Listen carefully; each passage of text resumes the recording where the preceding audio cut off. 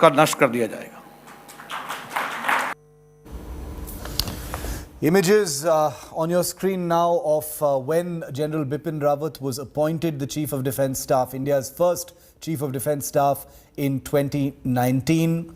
He had so many things on his plate. I mean, there were so many different projects that General Bipin Rawat was actually working on, from the integration of the military to theaterization to many different aspects of, making the different arms of the armed forces work together in a more cohesive and optimal manner. Angad, you've done a lot of research on the aviation aspects as also, the joint philosophies of the armed forces. Just give us a sense of many of the very important things that General Bipin Rawat was working on as Chief of Defence Staff. I mean, yeah, Shiv, the CDS was mandated to optimize, streamline, and of course engender, I would say, increased jointness amongst three services. That mandate, of course, hasn't changed no matter who holds that post. But as the first CDS, he arguably had the toughest job. He had to essentially stand up this all new vertical, the Department of Military Affairs, and get it off the ground. So forget achieving any of his mandatory aims of jointness and so on. Just the task of setting up this new paradigm.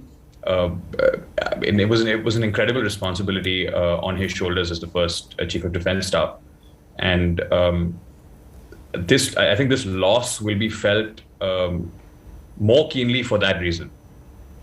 How you're right when you say that these are these that whoever occupies this office is going to have to take forward. Given the very onerous nature of many of these things. These are grassroots reforms that, some of these efforts were really pointed towards. How much of a jolt is this going to be towards many of those efforts, Angad, in your view? That's a great question, Shiv. I think we can all acknowledge that a lot of administration in our country, whether civilian or military, is driven fundamentally by personalities.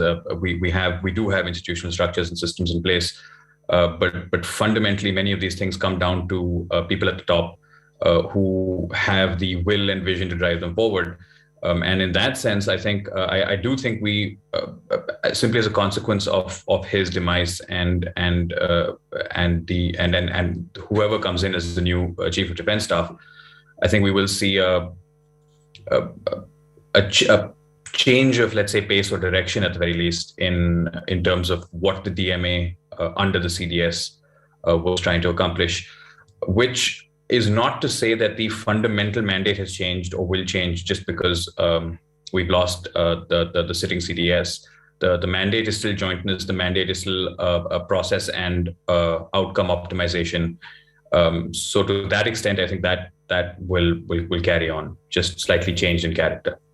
Angad, thank you very much for giving us your time, joining us on that important aspect, because a lot of people don't know very much about what the Chief of Defence Staff's role was really about. So these are going to be very big shoes to fill. These are the first shoes to fill in many, basically because he was India's first Chief of Defence Staff. The paperwork and the procedures of appointing his successor is something that will take place in the days and the weeks ahead, but it'll happen sooner rather than later because this was an important office that he held and one that cannot be there has to be continuity as far as that is concerned. Gaurav Sawant also joins me. Angad, thank you very much.